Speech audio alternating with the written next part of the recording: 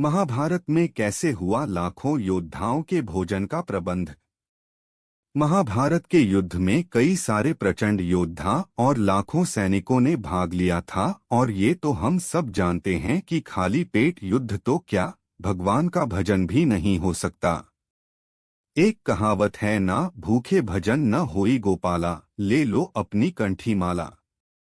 परंतु युद्ध करने के लिए भोजन तो आवश्यक था ही, इसीलिए अब प्रश्न यह उठता है कि इन लाखों सैनिकों के लिए भोजन बनाता कौन था और यह सब प्रबंध कैसे होता था।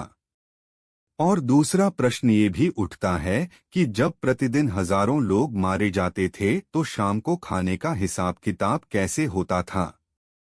तो दोस्तों आइए जानते हैं इससे संबंधित 5 रहस्य। 1. सैनिकों की संख्या। श्री कृष्ण की एक अक्षौहिणी नारायणी सेना को मिलाकर कौरवों के पास 11 अक्षौहिणी सेना थी और पांडवों के पास 7 अक्षौहिणी सेना थी। इस तरह दोनों पक्षों के सभी महारथियों की सेनाओं को मिलाकर कुल 45 लाख से ज्यादा योद्धाओं और सैनिकों ने इस युद्ध में भाग लिया था। 2. उडुपी के राजा बनवाते थे खाना। महाभारत युद्ध की घोषणा हुई तो सभी देशों के राजा दोनों पक्षों की ओर से युद्ध लड़ने की तैयारी में लगे थे।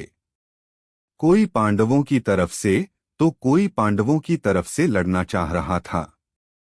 इस दौरान कई ऐसे भी राजा थे जिन्होंने युद्ध से दूर ही रहने का फैसला किया था। उन्हीं में से एक उडुपी के राजा भी थे। उन्होंने श्री कृष्ण के कहने पर भोजन का प्रबंधन संभालने का जिम्मा ले लिया था। किंवदंती के अनुसार उन्होंने श्री कृष्ण के पास जाकर कहा कि इस युद्ध में लाखों योद्धा शामिल होंगे और युद्ध करेंगे, लेकिन इनके लिए भोजन का प्रबंध कैसे होगा। बिना भोजन के तो कोई योद्धा लड़ ही नहीं पाएगा। मैं चाहता हूं कि दोनों पक्षों के सैनिकों के लिए भोजन का प्रबंध मैं करूं।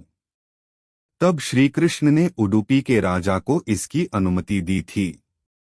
3. कैसे तय होती थी भोजन की मात्रा। अब उडुपी के राजा के समक्ष सबसे बड़ा प्रश्न ये था कि प्रतिदिन मैं भोजन किस हिसाब से बनवाऊं।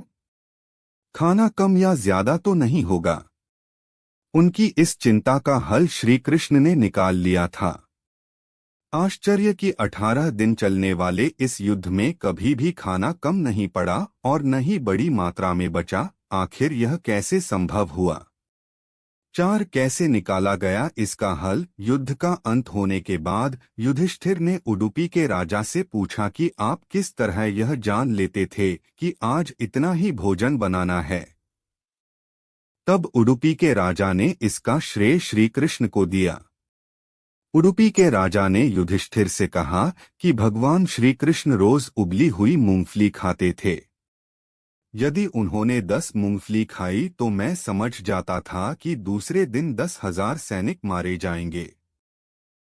दूसरे दिन में 10,000 सैनिकों का खाना नहीं बनाता था। इस तरह श्री कृष्ण के कारण हर दिन सैनिकों को पूरा भोजन मिलता था और भोजन नहीं नुकसान होने के कारण अन्न का अपमान भी नहीं होता था। 5. कर्नाटक का मठ। कहते हैं कि कर्नाटक के उडुपी जिले में स्थित श्री कृष्ण मठ में ये कथा हमेशा सुनाई जाती है। ऐसा माना जाता है कि इस मठ की स्थापना उडुपी के राजा ने ही करवाया था, जिसे बाद में श्री माधवाचार्य जी ने आगे बढ़ाया। तो दोस्तों यही रहस्य था महाभारत युद्ध में भोजन की व्यवस्था का।